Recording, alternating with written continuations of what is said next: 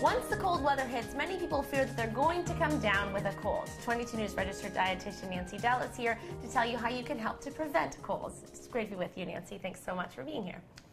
Glad to be here. So colds, it seems that they're almost inevitable and you're bound to get one. What are some natural ways to prevent getting a cold?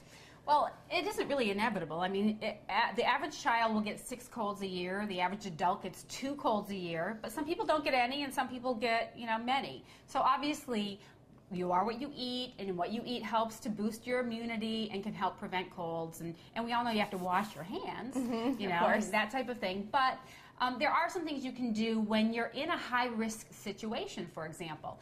Like, I'll be taking a trip. I'm going to be on an airplane. I know that the air that's blowing around the airplane, if somebody a few seats in front of me has a cold, the air is going to blow on me, and I have a greater chance of getting it.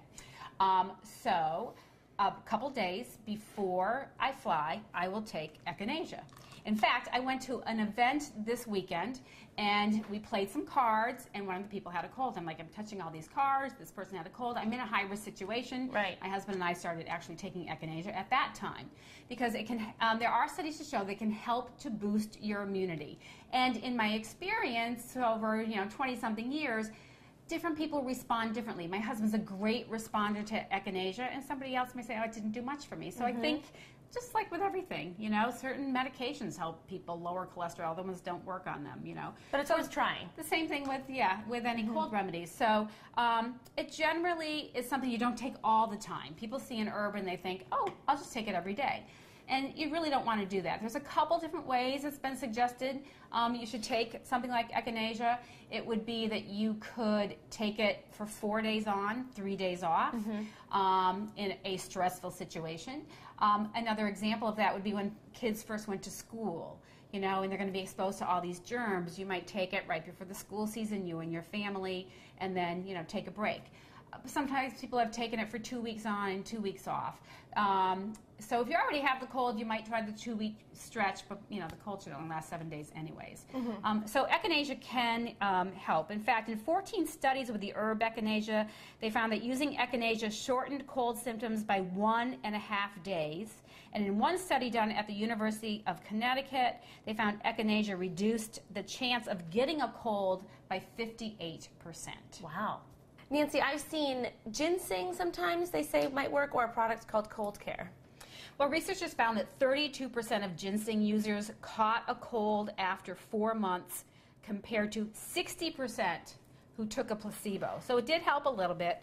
And that other supplement called Cold Care contains a compound that we have seen in USDA and Canadian studies that the herb can improve cold symptoms by about 55%. So you have several different options out there, and it's really finding the one that works best for you. And I don't recommend doing them all because that's a really overload. Pick one, try it, and then, see how it works. Now, what are some other things you can do? Some people say vitamin C will work to help boost your immune system and help to prevent getting a cold. Is that true? So vitamin C has been touted to do that for a long time, and it seems like it may reduce the duration of the cold, but it doesn't actually help prevent you getting a cold, and only in stressful situations.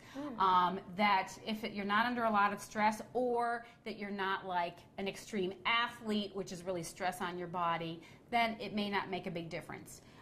So it's not as touted as it used to be. Okay. So a few other statistics on the vitamin C. In 30 studies with nearly 12,000 people who took at least 200 milligrams of vitamin C, researchers found that there was no reduction in the number of colds and only a slight reduction in the duration and severity of the cold. But in extreme physical stress, like marathon runners or people in the Arctic cold temperatures, vitamin C cut the occurrence of the colds in half, and there was a 13% reduction in the duration of the cold in children. So experts conclude that we still need more studies. It's a safe nutrient. 200 milligrams is usually what's recommended. You don't need these huge doses. In fact, huge doses, 3,000 milligrams that we used to think of in the 70s, could cause kidney stones and could give you other problems. So just moderation. Yeah. Anything else that you suggest doing to prevent or once you get a cold? Well, you have zinc. You'll see a couple different forms of zinc. You'll have Cold-EEZE and Zicam. And in the studies with zinc, The key is to know that it's not that zinc works like a nutrient and brings the zinc up in your body. Zinc is toxic to the cold virus. It actually attaches to the cold virus and kills it off.